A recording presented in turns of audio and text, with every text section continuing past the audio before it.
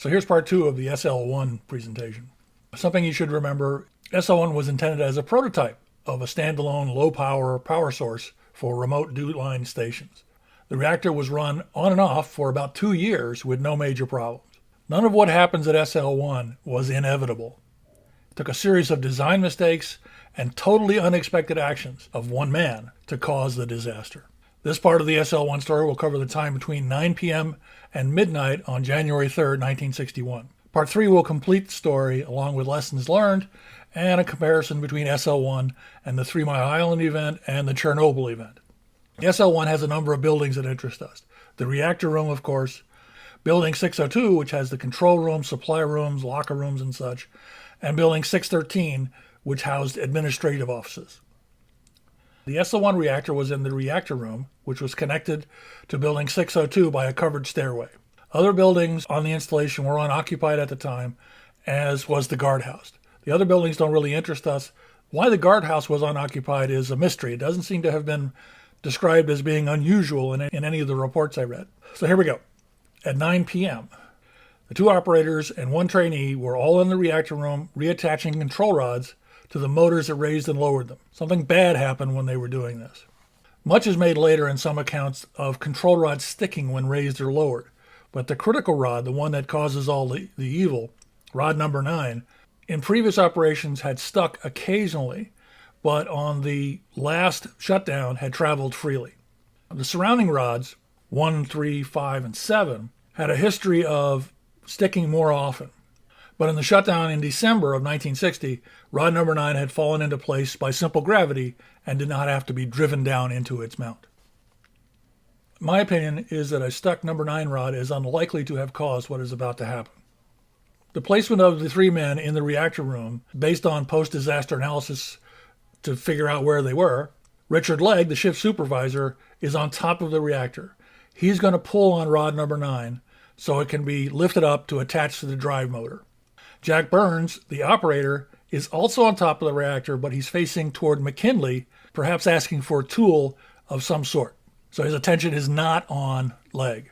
Richard McKinley, the trainee, is standing on the floor next to the reactor with his head above the lip of the top. So as part of the normal procedure, control rods are attached to the raise and lower motors one by one. The operators began with the central number 9 rod. We know this because none of the other control rods were attached to their drive shafts before the explosion because they were still in the full down position. But based on where the bodies wound up, this is what happened. Richard Legg, as according to procedure, pulls on number 9 rod to raise it the few inches needed to attach the C-clamp to begin the procedure to attach it to the motors. But then he raises it much higher, and it quickly reaches a total of 20 inches above the reactor. He pulled on it really hard. Rod number 9 weighed 85 pounds. This is not an easy thing to do. This is not something you do by accident. It was never supposed to happen. Reactor personnel have been told never to do anything like this. Why Legg did this is a matter of debate to this day. But pulling out rod number 9 like that is the only explanation for what is about to happen. While he does this, Legg is standing directly over rod number 7, one of the secondary control rods that is still all in the full down position. Burns is also on top of the reactor, presumably ready to perform the C-clamping part of the reconnection procedure to begin attaching the control rods to the drive motors. But at this moment, he's turned toward McKinley. Post-explosion reports suggest he was waiting for McKinley to hand him something, some piece of equipment. But in less than 1/3 of a second, before the control rod actually reaches the full 20 inches that it reached above the reactor, the uranium fuel around rod number 9 of the reactor goes what's called prompt critical. That is, it goes critical so quickly that its reaction is uncontrollable. 1/10 of a second later, the power output of the reactor reaches 19,000 megawatts. That's over 6,000 times the intended maximum power output. The plates holding the uranium pellet fuel in the center of the reactor begin to melt, as does the uranium itself. The temperature inside the pressure vessel passes 3,700 degrees Fahrenheit, over 2,000 degrees centigrade. 1/2000th of a second later, the energy release from the reactor actually ends. By a combination of the separation of uranium pellets from the rest of the reactor by melting, and the steam, which is still a reaction moderator, and that control rods 1, 3, 5, and 7 are still in the full down position. The melted aluminum and uranium from the center of the reactor pools at the bottom of the reactor vessel where it solidifies. So it's no longer reactive. That means that it doesn't stay hot enough to continue this heating process. The heating process ends because enough of the uranium is no longer in the center of the reactor and all the control mechanisms are active. It also is not hot enough to melt through the bottom of the containment vessel. So it's just a pool of solidified stuff. Despite what you might have read elsewhere, SL-1 did not melt down. It was never possible to explode as a nuclear bomb. All it generated was heat, but that was bad enough because it was a lot of heat. So the steam from around the center of the reactor when it went prompt critical is of such heat and pressure that it begins pushing the water above it upward. The water above it has not had time to go to steam. It's a big hammer, as it's called, of water. And it's going to hit the top of the reactor at 10,000 pounds per square inch. The rods intended to connect the control rods to their motors are ejected from the top of the reactor along with their shrouds. Leg is holding on to control rod 9, but standing over the metal rod for connecting control rod 7. It flies up at over 60 miles an hour. He's impaled through his thigh and out his shoulder, when it is ejected from the reactor. He's slammed up against the ceiling by the force of this, and he's pinned there. He's been killed. He's been killed instantly, but he's hanging on the ceiling. 1/300th of a second after that, the water above the superheated steam has pushed upward so hard that the entire reactor, all 26,000 pounds of it, breaks its moorings and rises 9 feet up to the ceiling. While that's happening, Burns is thrown off the top of the roof of the reactor, and McKinley is thrown against the wall of the reactor room. Since the shield plugs for the control rod extenders are now blown off, the water from that water hammer shoots out the holes that are created. 2/3 of the water in the reactor shoots out, along with about 5% of the uranium and other fission products. Xenon, strontium-91, krypton, yttrium-91. Never heard of that one before, but yttrium-91 is a radioactive byproduct of fission. 0.8 of a second after that, the reactor vessel slams into the ceiling of the reactor room and begins falling back to its original mounting. Falling back takes about 3 or 4 seconds. So the prompt critical event is over, having taken about 4 seconds. 2 men are dead. The third, McKinley, is fatally injured. Although they've been heavily irradiated, it's the force of the explosions that's killed them. McKinley is still alive but unconscious, lying near the building wall.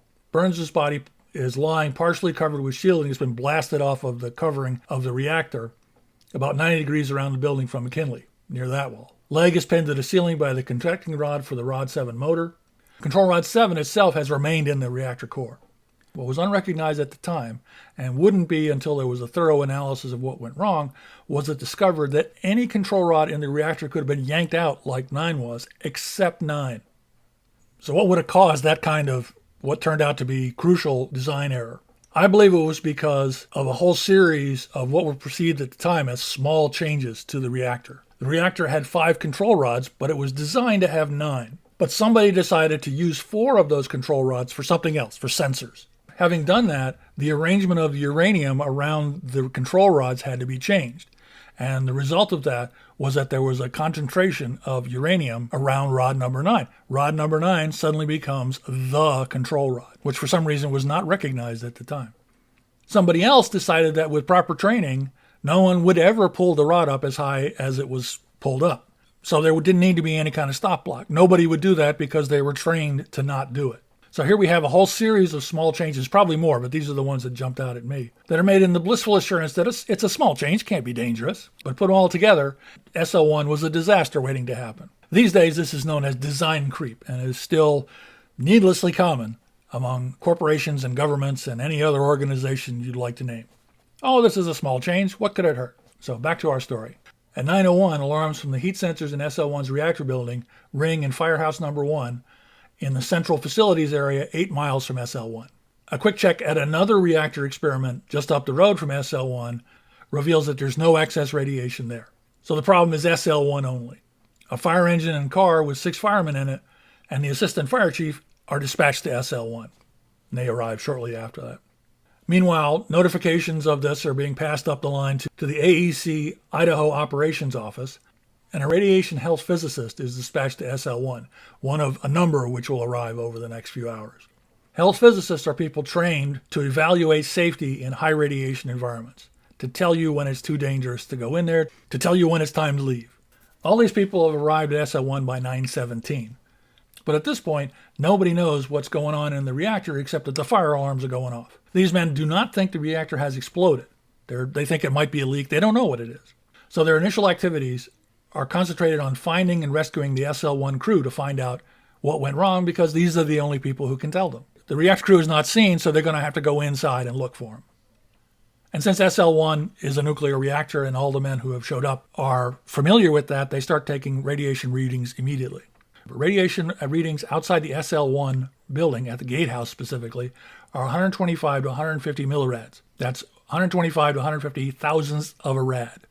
Rads, radiation units, were a common measure at the time and are still used sometimes in the United States. This is well above normal background radiation, but is not immediately dangerous to the rescuers. No sign of fire or smoke is seen from the SL-1 reactor room from the outside.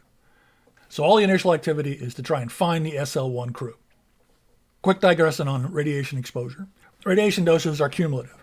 So a lethal dose can be obtained by staying in a very radioactive area for some length of time. So it's cumulative. So if the radiation is 100 rads per hour, after 1 hour you'll have absorbed 100 rads.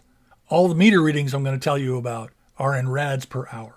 But for cumulative dosages, less than 100 rads in a year, no major effects, but blood transfusions might be necessary to replace damaged red blood cells. 100 to 200 rads in a year, radiation sickness is common, especially if the radiation is absorbed over a very short time, as opposed to lower radiation over a long period of time.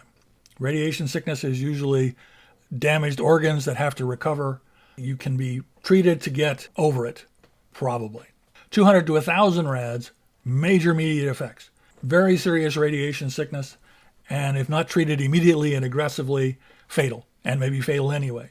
Over 1,000 rads, immediate unconsciousness, and very likely death. So you could be killed by anything pretty much over 100 rads in a year, but you certainly will over 1,000. Other things about dosages, more than 15 rads in a short period of time can cause temporary or permanent sterility. And a dose of 50 rads or more over a short period of time can cause the lenses in your eyes to begin to become opaque. All the people who enter the SL-1 building wear either firefighter gear or civilian clothes, but they do have what's called a Scott Air Pack air supply system with a mask. This is an open circuit system. It's almost exactly like scuba gear, and this sort of thing is still used to this day by firefighters. It supplies air, not oxygen, from a compressed air bottle.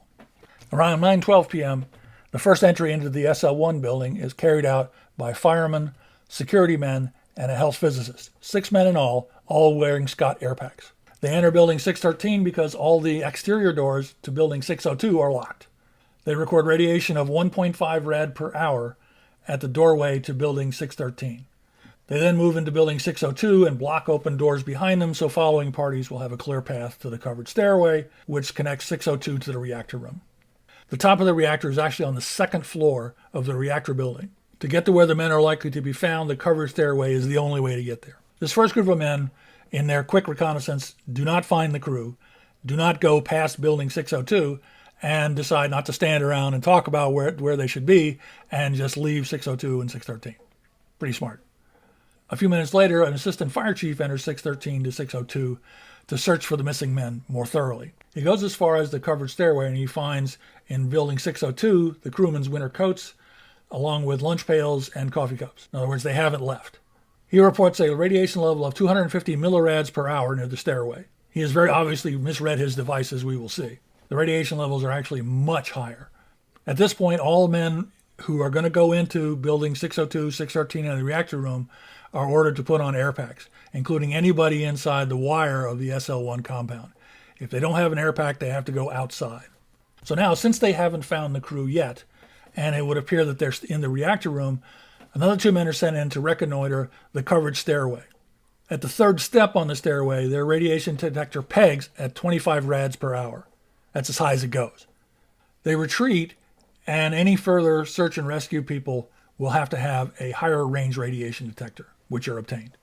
Steam is now noticed venting from the top of the reactor room. And why that is not clear. It might have been just the wind or don't know, but steam was noticed. Up until now, none of the search and rescue groups have been in 602 or 613 for more than a couple of minutes. About now, radiation suits start arriving and additional air packs. At 9:25, a health physicist and a fireman enter 613 and 602 to check every room to see if the reactor crew can be found, if they're in someplace else. They measure 10 rads per hour in the reactor control room. They leave in 5 minutes. At 9:48, a health physicist, assistant fire chief, and fire captain enter the building. They get about halfway up the covered stairway, and their radiation detectors read 200 rads per hour. They leave. About half an hour later, a health physicist, an assistant fire chief, and a fire inspector enter the two connecting buildings and head for the covered stairway. They are authorized to proceed as long as the radiation is 500 rads per hour or less. And the reason that number is picked is because that's as high as their detectors go. They reach the top of the stairs and discover that the door to the reactor room is open. Radiation at the doorway pegs at 500 rads per hour. They can look inside but not see much of anything. Some wreckage, but they don't see any men. They leave, having spent about 3 minutes in the high radiation area. At 10:45, a health physicist and a supervisor go in, intending to get a better look into the reactor room. As they climb the covered stairway, they believe they can hear sounds from inside the reactor room. When they get to the top of the stairs, the readings are again 500 rads per hour. They estimate that if they go inside the room, it will be 700 rads per hour. But they decide to poke their heads in as far as they dare and see two bodies, which turn out to be Burns and McKinley, on the floor. They don't see Legg pinned to the ceiling because they don't look there. They are at the door for about 3 minutes. Now, at this point, and until autopsies are done of the men, no one will know which man is which. So you'll see some tellings of the story mix up who's where. And that's because initial reports were incorrect as to who was who. So at 10:50, the SL-1 site coordinator, the boss, and 4 other men go through 613 into 602 intending to rescue the men that have been seen on the floor. They actually go into the reactor room and check both men. They discover that one of them is dead and one is still alive. The one who's dead is Burns. The one who's alive is McKinley. They bring McKinley out on a stretcher. While doing this, 2 of the rescuers' air packs stop working, and they have to, as they say at the time, breathe it raw. McKinley is taken to an ambulance that is waiting for survivors to be taken for decontamination and treatment. In addition to the driver, there's a nurse in the ambulance to provide first aid. At 11 o'clock, 4 men go to the reactor room in search of the third man. They know where 2 are. They don't know where the third one is. They discover Legg pinned to the ceiling, obviously dead. Unable to figure out how to get him down quickly, they leave. When these 4 men are out, everyone who's been in 602, 613, and or the reactor room are checked for radiation on skin and clothes. In other words, are they carrying radioactive material on themselves that will continue to irradiate them? Many are found to have radioactive material, dust, or other radioactive materials on their persons. And it is judged that they are being irradiated standing there 5 rads an hour. They're sent up the road to the gas-cooled reactor experiment station, which is not too far away, and has a manned and operating decontamination facility to be decontaminated. About 11:14, the ambulance with McKinley in it reaches the control area, and a doctor pronounces him dead. So it's midnight. All 3 men are dead. Finding the third man in the reactor room means that all 3 are accounted for. So the SL-1 operation is no longer rescue, but recovery. So this takes away all the need for speed and safety problems of trying to get in quickly and rescue anybody. There's nobody left to rescue. So there's the first 3 hours. In part 3, the other 2 casualties will be recovered, and we'll see the extent of contamination not only of the 3 dead men, but of pretty much anything that touched them or they touched. We'll see what happens to the SL-1 reactor itself and what lessons are learned. And finally, we'll look briefly at the accidents at 3 Mile Island and Chernobyl and see how the SL-1 accident presages them both. Bye-bye.